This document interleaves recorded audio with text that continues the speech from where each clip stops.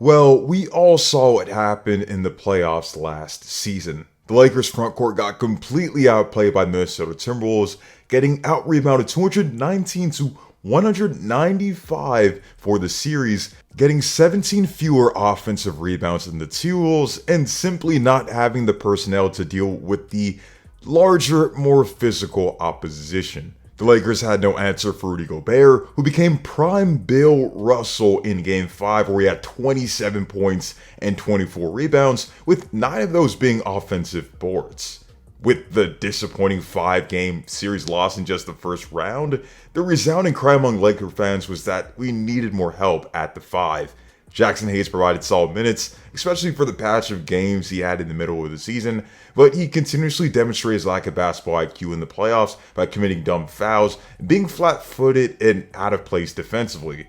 And overall, he heavily relies on his athleticism to be impactful on the floor because he lacks the physicality to be an imposing force inside or on the glass and isn't even the greatest screen setter. So when you need frontcourt depth in the worst way, you take the options that are available to you and ask questions later. And the Lakers will have to be optimistic about Deandre Ayton because he's the best option they now have at the 5.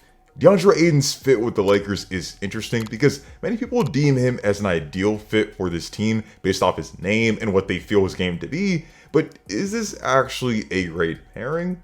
If we look at the bigs that Luka Doncic thrived with in the past, the ideal archetype for him and the team is a big that willingly runs the floor well, provides vertical spacing, can be utilized in the pick and roll, doesn't need the ball to be effective, and can be a quick decision maker.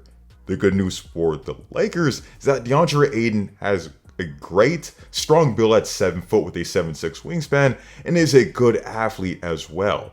Plus, he has the added benefit of having an offensive skill set that Luka's best options at the 5 didn't have in the past.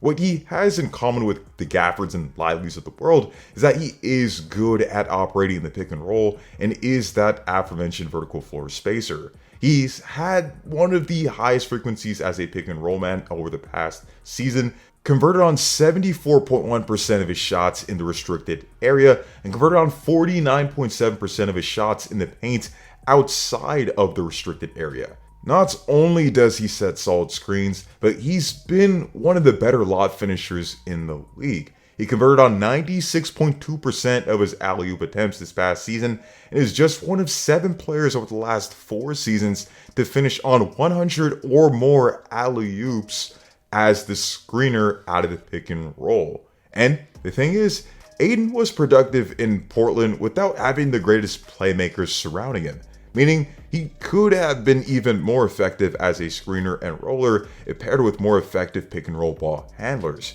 He obviously played with Chris Paul in Phoenix, and that was statistically an elite pick and roll combination at the time. In LA, he'll be having service from a pick and roll maestro in Luka Doncic, LeBron James obviously, and even Austin Reeves, who can be an effective playmaker. However, Ayton's utility out of the pick and roll isn't just limited to being just a lob finisher, as he does operate well in the short roll. He has a floater and runner game that he can go to in the short roll, and one of the most underrated aspects of his game is his tendency to take and make mid-range jumpers. He has solid shooting touch and hit 44 of his 96 mid-range jumpers this past season. It's not something you want him to take on a high volume or something you want him to settle on, but he does keep defenses somewhat honest with these attempts. What's also great about Ayton is his ability to punish mismatches with his back to the basket and his rebounding ability. Ayton has averaged a double-double in each season of his NBA career, and over the last 2 seasons, he's averaged 10.7 rebounds per game. This is obviously big since the Lakers could use help at the 5 as someone who can obviously crash the glass, and Ayton is actually a good offensive rebounder. He averages 3.1 offensive rebounds per game for his career and averaged 3.1 this past season, crashing the offensive glass and capitalizing off of putback opportunities. Defensively, people's opinions on Ayton are all over the place, but in summary, when he's engaged, he can be an impactful player. He can be a post defender who's a great defensive rebounder as well. He can play in drop coverage and has underrated lateral foot speed to switch on the perimeter and still make an impact. He's not a stopper by any means, and you obviously don't want him on an island time and time again, but he's definitely an upgrade over Jackson Hayes in that department.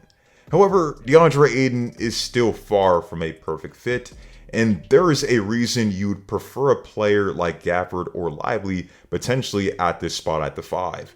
While Ayton is more talented as an option offensively, you might prefer a big that specializes in rim running and rim protecting, since they'll be productive with the team without the team having to run a ton of plays for them. They'll play hard, run the floor well, and not complain due to lack of touches.